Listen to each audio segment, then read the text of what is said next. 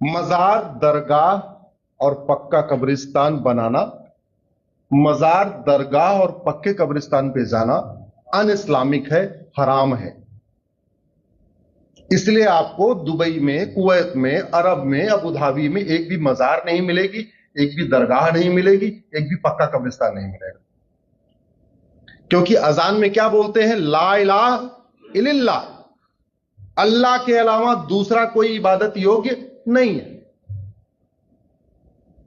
अभी कुछ दिन पहले दिल्ली में G20 का सम्मेलन हुआ था। सारे प्रधानमंत्री महात्मा गांधी जी के समाधि स्थल पे गए, राजघाट, लेकिन अरब के सुल्तान जो बड़े मॉडरेट भी हैं, बड़े मॉडर्न भी हैं, वो नहीं गए वहां पे सर झुकाने। क्यों? क्योंकि किसका वायलेशन हो जाएगा? ला इलाहा इल्लल्लाह, अल्लाह के अलावा और कहीं सर नहीं झुकाना। तो जो चीज इस्लाम में हराम है, जिसको बनाना हराम, जहां पे जाना हराम, वो भारत में वक्फ प्रॉपर्टी कैसे हो सकती? ऐसा तो नहीं हो सकता कि वक्फ डिफिनेशन दुबई में कुछ अलग होगी, वक्फ डिफिनेशन भारत में कुछ अलग होगी। हो सकती है क्या? नहीं। तीसरी बात, जमीन वो दान करेगा जिसके पास जमीन है। जो केंद्र सरकार की किसान सम्मान निधि स्कीम चल रही है, वो उसका पैसा उनको मिलता है जिसके पास 2 एकड़ से कम जमीन होती है। अब जो जिनके पास 2 एकड़ से कम जमीन है, जो किसान सम्मान निधि ले रहे हैं, वो वक्फ कर सकते हैं जमीन? क्या? जोर से बोलिए। नहीं। जो सक्षम है वो कर सकते हैं, लेकिन जो सक्षम है वो बता नहीं रहे कि हमारे पूर्वज ने कितने किया। मैं पब्लिकली कई बार बोला कि मदनी साहब एक बार ये बताएं उनके पिताजी ने, उनके दादा ने कितनी जमीन वक्फ किया। ओवैसी साहब ये बताएं उनके पिता और उनके दादा ने कितनी जमीन वक्फ किया। दुरानी साहब बताएं, बुखारी साहब बताएं, बाकी छोड़ो, मुंबई में आपके बहुत बड़े करोड़पति अरबपति हैं। सैफ अली खान बताएं उनके पिताजी ने कितनी वक्फ किया। शाहरुख खान बताएं उन्होंने कितना वक्फ किया। सलमान खान बताएं उन्होंने कितना वक्फ किया। अरे भाई, जमीन दान करेंगे तो कागज होगा कि नहीं होगा? होना चाहिए कि नहीं? तो कागज दिखाने में कोई शर्म है क्या? बिरला जी पूरे देश में बिरला मंदिर बनवाते हैं, धर्मशाला बनवाते हैं, वो तो कागज दिखा रहे। पूरे देश में जैन समाज के लोग जैन धर्मशाला बनाते हैं, वो तो कागज दिखाने के लिए तैयार है। पूरे देश में माहेश्वरी समाज के लोग माहेश्वरी धर्मशाला बनाते हैं, वो तो कागज दिखाने के लिए तैयार है। अग्रवाल समाज तैयार है, माहेश्वरी समाज तैयार है, जैन समाज तैयार है, खत्री समाज तैयार है, सब अपनी कागज दिखाने के लिए तैयार है कि हमने कहां दान किया। तो कोई फूफा है क्या कि नहीं हम आपको नहीं दिखाना पड़ेगा, बाकी सबको दिखाना पड़ेगा? यही चलेगा क्या? नहीं। अब इस कानून से दिक्कत कैसे हो रही है? इतनी अनलिमिटेड पावर दे दिया जो दुनिया में कहीं नहीं है। दिक्कत यह हो रही है, लैंड फंडामेंटल राइट नहीं है। Land is not a fundamental right. तो जो फंडामेंटल राइट नहीं है, वो आर्टिकल 25, 26 का पार्ट कैसे हो गया? इसका मतलब लैंड आर्टिकल 25, 26 का पार्ट ही नहीं है। इसलिए जिस दिन मैं पार्लियामेंट गया था जेपीसी में, सारा अपोजिशन वॉकआउट कर गया था, क्योंकि लगातार वो इतने दिन से एक ही झूठ बोल रहे हैं कि वक्फ जो है हमारा आर्टिकल 26 का 25 का मुद्दा है, ये मजहबी मुद्दा है, ये धार्मिक मुद्दा है। सच्चाई है, वक्फ प्योरली जमीन का मुद्दा है, ये फंडामेंटल राइट का मुद्दा ही नहीं है।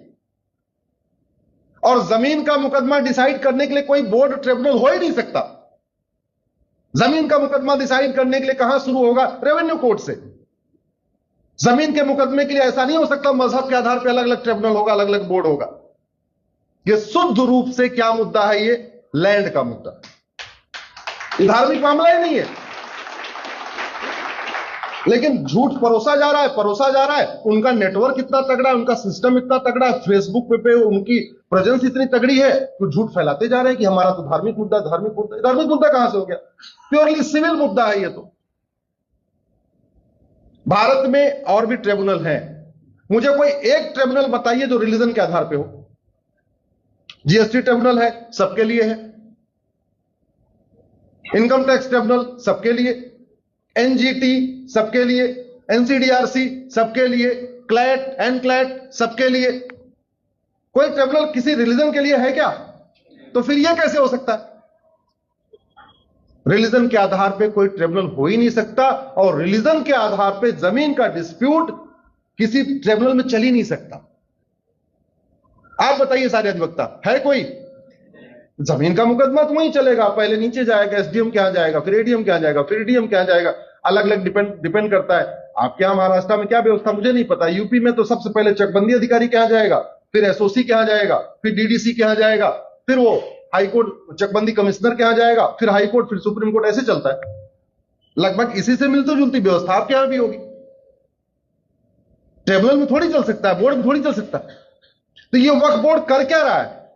ये दो काम कर रहा है। चूंकि इसका हेडक्वार्टर हमेशा स्टेट कैपिटल में होता है, तो स्टेट कैपिटल से 400-500 किलोमीटर के जो दूर लोग बैठे हैं, उनमें जो अमीर होते हैं, उनको तो नोटिस भेजता है, परेशान करता है, एक्सटॉर्शन करता है। उनको बोलता है भाई एक काम करो, आओ, आ जाओ मुंबई। अब नागपुर यहां से कितना किलोमीटर होगा? 500-600 किलोमीटर होगा, 500 होगा, 800 है, ठीक है। अब 800 किलोमीटर सोचेगा यार नागपुर से मुंबई जाना आना जाना आना, एक काम करो 5-10 लाख रुपए देखो, इसको निपटा लो। तो पहला काम वक्फ बोर्ड क्या कर रहा है? नोटिस भेज के एक्सटॉर्शन करता है। दूसरा वक्फ बोर्ड क्या काम कर रहा है? नोटिस भेज के कन्वर्जन कर रहा है। झाबुआ से भोपाल 700 किलोमीटर दूर है, झाबुआ में वो नोटिस भेजता है आदिवासियों को।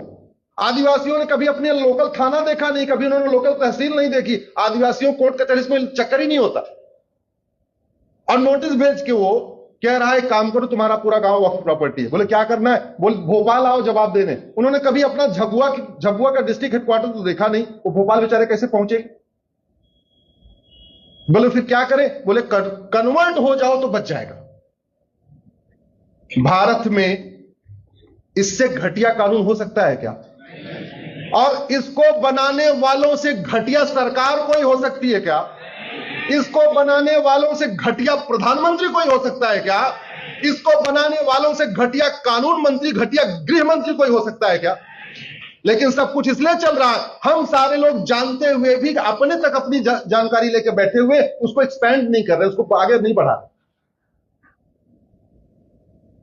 एक तरफ एक्सटॉर्शन हो रहा है, एक तरफ कन्वर्जन हो रहा है, अमीरों से एक्सटॉर्शन, गरीबों का कन्वर्जन, और कह रहे हैं ये हमारा आर्टिकल 25-26 का मुद्दा है, सीधे सीधे लैंड का मुद्दा है। और नतीजा क्या हुआ? इसने 10 लाख एकड़ जमीन कब्जा कर लिया।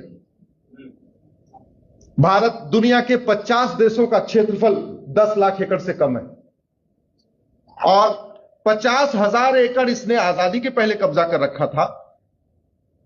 लेकिन जो ज्यादा कब्जा हुआ है वो 1950 के बाद हुआ है, नेहरू वाले कानून से।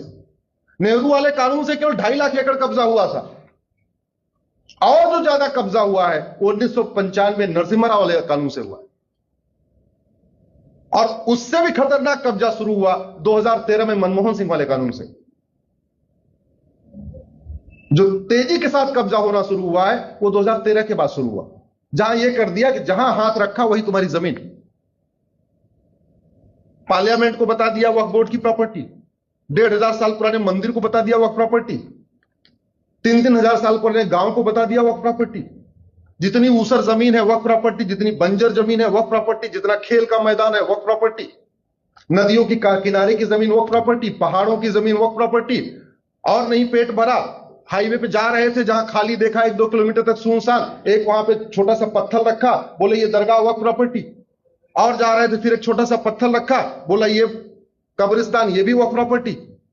और देखा और आगे कोई सुनसान 1 किलोमीटर तो कोई नहीं है, एक जो है छोटा सा वो बना दिया मजार, बोले ये भी वक्फ प्रॉपर्टी। इतना बड़ा भारत में खेल इसलिए हो रहा है क्योंकि हम कहीं ना कहीं अपनी ड्यूटी नहीं निभा रहे। बुरा मत मानिएगा, आप सब हमारे भाई हैं, आप सब भाई हैं। अगर आपके सामने मैं कड़वी बात नहीं कहूंगा तो मैं कहां कहूंगा। लेकिन हमारी ये कमी रही कि हम इतने दिन चैलेंज नहीं कर पाए, और चैलेंज भी कर पाए तो बता नहीं पाए सबको। इस पे जो सारा डिस्कशन हुआ है, जब हमारी पीआईएल पे सरकार को नोटिस हुआ उसके बाद ही पूरा डिस्कशन हुआ है, उसके पहले डिस्कशन हो ही नहीं रहा था। मालदीव का क्षेत्रफल 75,000 एकड़ है और भारत में वक्फ बोर्ड के पास, वक्फ बोर्ड ने 10 लाख एकड़ जमीन पे कब्जा किया हुआ है, यानी 12 मालदीव बन जाएगा भारत में वक्फ बोर्ड के ऊपर। सिंगापुर 1,80,000 एकड़, वक्फ बोर्ड ने कब्जा किया हुआ है 10 लाख एकड़, यानी 5 सिंगापुर बन जाएगा, फिर भी 50,000 एकड़ जमीन बचेगी। बहरीन 1,90,000 एकड़, वक्फ बोर्ड के पास 10 लाख एकड़, 5 बहरीन बन जाएगा। हांगकांग 2.5 लाख एकड़, वक्फ बोर्ड के पास 10 लाख एकड़, 4 हांगकांग बन जाएगा। डेनमार्क 3.5 लाख एकड़, वक्फ बोर्ड के पास 10 लाख एकड़, 3 डेनमार्क बन जाएगा। मॉरिशस के पास 5 लाख एकड़, वक्फ बोर्ड के पास 10 लाख एकड़, यानी 2 मॉरिशस बन जाएगा। लग्जमबर्ग के पास 6 लाख एकड़, साइप्रस का एरिया 8 लाख एकड़, जॉर्जिया का एक एरिया 9 लाख एकड़। ऐसे दुनिया के 50 देश हैं जिनका क्षेत्रफल 10 लाख एकड़ से कम है, और भारत में एक घटिया कानून के कारण 10 लाख एकड़ जमीन पे कब्जा हो गया। हम देखते रह गए, हमने इसके खिलाफ आवाज नहीं उठाया। चलो, जो हुआ सो नहीं हुआ, अब आगे से आवाज उठाना है कि नहीं? आवाज उठाने का तरीका मैंने आपको बताया। पति पत्नी मिलकर 10,000 लोगों को जोड़िए, अपने अपने नाम से फ्रेंड बनाइए। ना आपका नाम राम है तो 5,000 राम को जोड़िए, पत्नी का नाम गीता है तो वो 5,000 गीता को जोड़े, टोटल होगा 10,000। फेसबुक पे लिखना शुरू करिए, आपस में चर्चा करना शुरू करिए, जहां मौका मिलता है बोलना शुरू करिए। टाइम मिलता है तो सांसद से बात करिए, टाइम मिलता है विधायक से बात करिए। और सांसद विधायक, आपको, आपने वोट दिया चाहे नहीं दिया, सांसद विधायक किसी पार्टी का नहीं होता है। जब तक वो चुनाव लड़ता है तब तक पार्टी का होता है। जैसे वो संविधान की शपथ लेता है वैसे वो सबका हो जाता है। याद रखिएगा, इस डिफरेंस को समझिए। जब तक वो चुनाव लड़ता है तब तक वो किसी पार्टी का होता है। पार्टी उसको 10 लाख वोट से भी जिता दे तब भी वो सांसद नहीं कहलाएगा जब तक कि वो शेड्यूल 3 की शपथ नहीं लेगा। और जब उसने शेड्यूल 3 की शपथ ले लिया तब वो किसका हो गया? सबका। क्योंकि जो उसका वेतन है, उसका भत्ता है, उसकी गाड़ी है, उसका बंगला है, उसकी सिक्योरिटी है, उसका कुक है, उसका खाना है, उसका फ्री एयर टिकट है, फ्री रेल टिकट, वो पार्टी नहीं देती। वो कौन देता है? हम देते हैं। इसलिए उसको किसी भी हालत में गलत काम, अगर वो कानून बना रहा है उसको टोकना है, और जो गलत बन चुका है उसको ठीक कराना। ये हमारी ड्यूटी। करेंगे सब लोग? ये बात हो गई वक्फ की। बिल्कुल लेना चाहिए। कागज दिखाओ, बिना कागज दिखाए थोड़ी बात बनेगी। मैं पार्लियामेंट में जेपीसी में, वहां अंदर क्या हुआ उसको बताना ठीक नहीं रहेगा क्योंकि प्रिविलेज की बात है। बस इतना बता सकता हूं कि फर्स्ट हाफ में जमीयत उलमा हिंद का प्रेजेंटेशन था और सेकंड हाफ में हमारा और विष्णु जैन का प्रेजेंटेशन था। और इतना बता सकता हूं कि लंच के बाद सब वॉकआउट कर गए।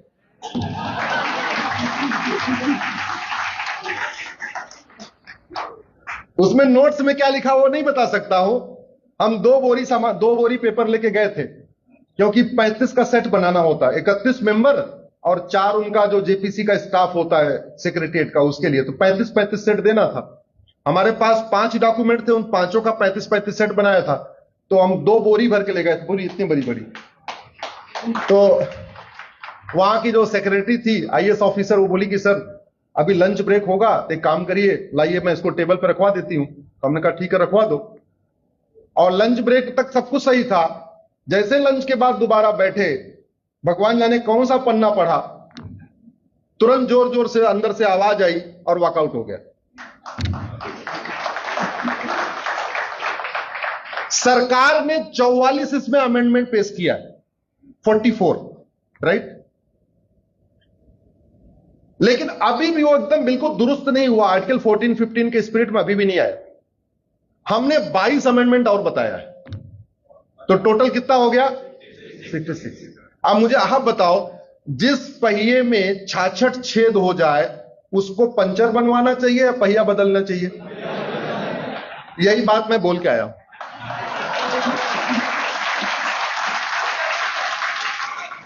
और भी बहुत कुछ बोला, वो नहीं बताऊंगा। और भी भाई, बड़ी सीधी सी बात है। अरे भारत संविधान से चलेगा या बाइबल कुरान से चलेगा, आप मुझे बताओ। संविधान से चलेगा ना, बाइबल कुरान से तो नहीं चलेगा ना। एक तरफ संविधान में सेकुलर शब्द जोड़ा और वही पॉलिटिकल पार्टी वक्फ बोर्ड बना रही है, वक्फ ट्रिब्यूनल बना रही है। इससे बड़ा गिरा हुआ काम क्या हो सकता है? अभी परसों ट्यूसडे को सेकुलर शब्द पे सुनवाई है सुप्रीम कोर्ट में।